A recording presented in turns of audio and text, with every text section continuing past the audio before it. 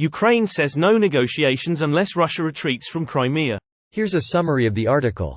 Authenticate users, apply security measures, and prevent spam and abuse, and if you do not want us and our partners to use cookies and personal data for these additional purposes, click Reject All.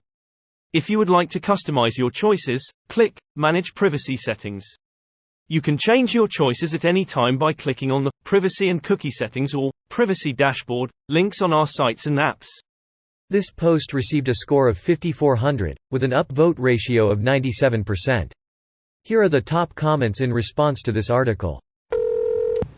The Russian government would rather die a slow, agonizing death. Deal. Agreed. Still dumbstruck by how badly the Russians handled this. Relieved, to be clear. Fuck all colonialists, but just wow. We're very lucky they're so fucking stupid. We could say this about Trump too. Greater than never interrupt your enemy when they're making a mistake. Still, Russia wasn't happy with that and wanted the rest of Ukraine. Giving Russia a break and letting them regroup for a few years will just invite another invasion down the line. So to all those people saying, Ukraine won't stand a chance and I guess there won't be peace, there wasn't any hope for peace with appeasing Russia either.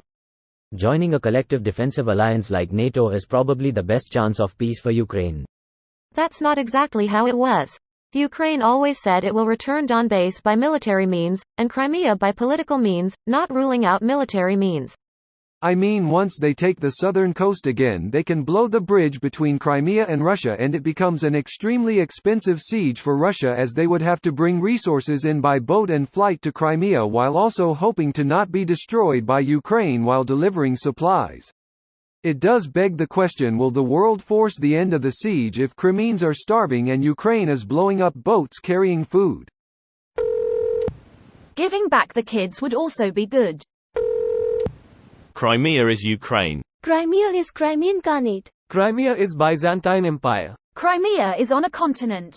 Crimea is Pangaea. Crimea is Theodoro.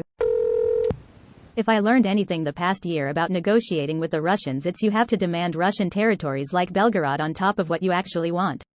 So Russians can avoid loss and meet in the middle by holding on to their own territory and giving you Crimea. If Zelensky claims Crimea and he actually gets it, the Russians have lost, as their opponents get everything.